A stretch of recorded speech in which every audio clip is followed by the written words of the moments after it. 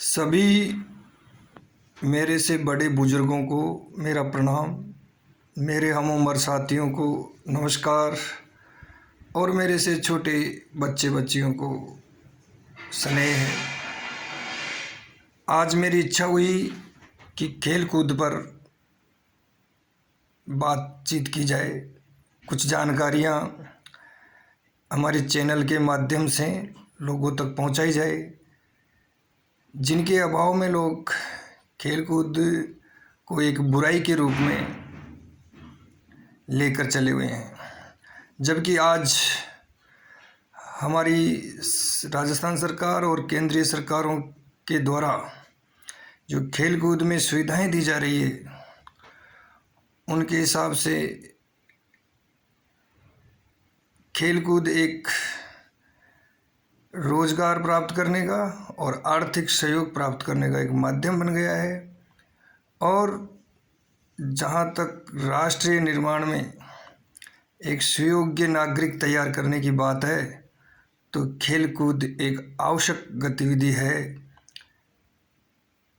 जो कि सर्वत्र चलनी चाहिए।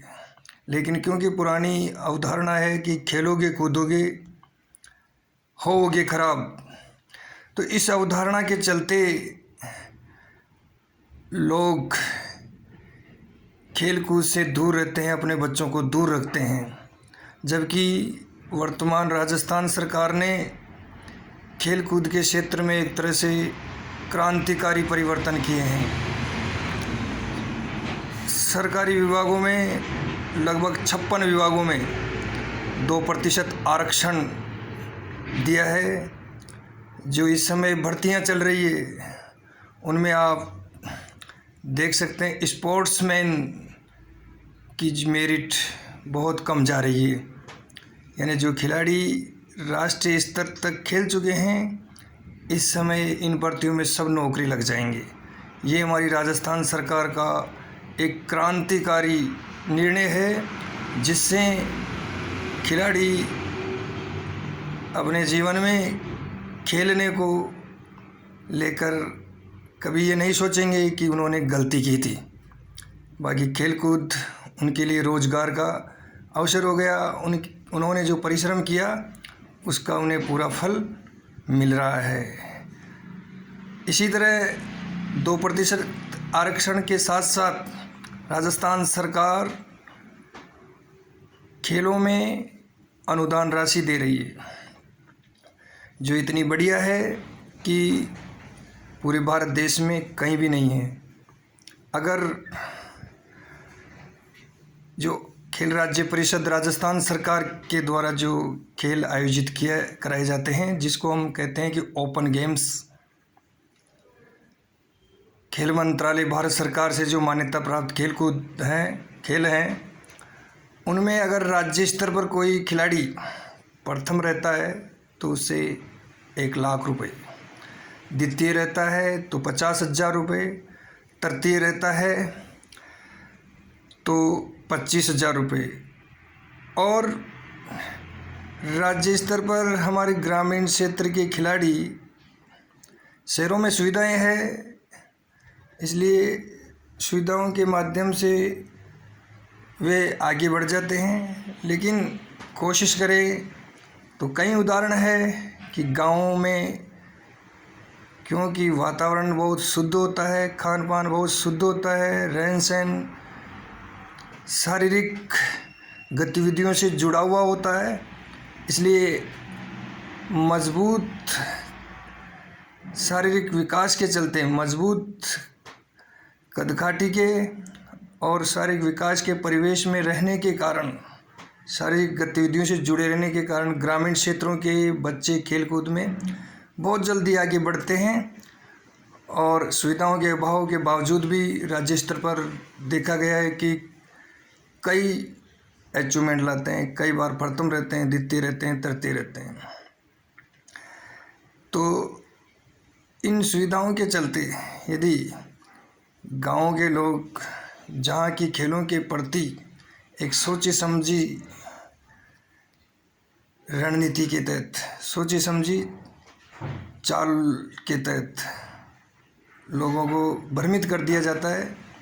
विशेष तौर से स्कूलों में देखा गया है कि क्योंकि खेल खिलाने के लिए मैदानों को सही करना पड़ेगा। बच्चे खेलने जा रहे हैं तो टीम लेकर के बाहर जाएंगे तो टीचर्स को वहाँ जाना पड़ेगा, और उनको जो सरकार टीएडी आदि राशि देती है वो देनी पड़ेगी, तो बजट उधर सीधा सीधा चला जाएगा। ऐसे कई मनोविचारों के चलते स्कूलों में खेलों को बाधित कर दिया जाता है। ग्रामीण जो भोले भाले लोग हैं उन्हें ये समझा दिया जाता है कि खेल कूद में क्या रखा है, बच्चे को पढ़ाई कराओ।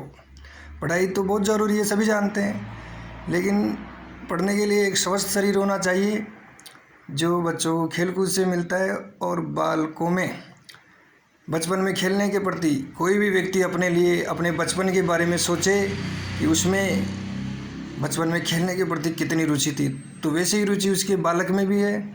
तो उस मनोवृत्ति का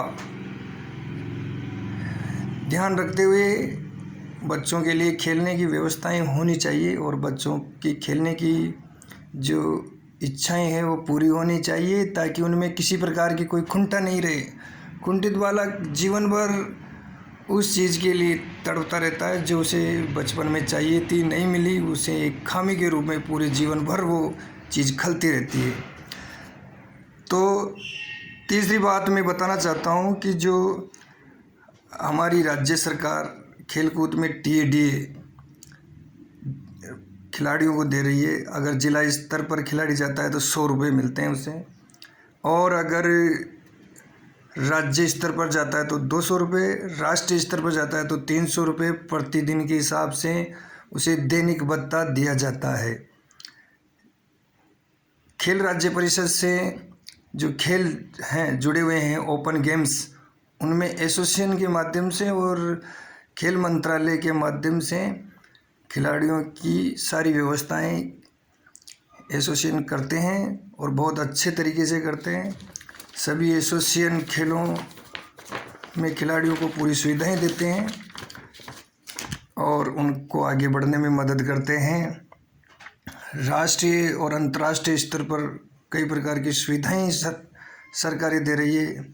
भारत सरकार खेलो इंडिया अभियान चला रखी है, जिसमें खिलाड़ी अगर चयनित हो जाता है तो उसे 40 लाख रुपए मिलते हैं प्रति वर्ष, 5 लाख रुपए, और 8 साल तक ये मिलते हैं, जो कि उसे सुविधाओं के रूप में और सामग्री के रूप में दिए जाते हैं।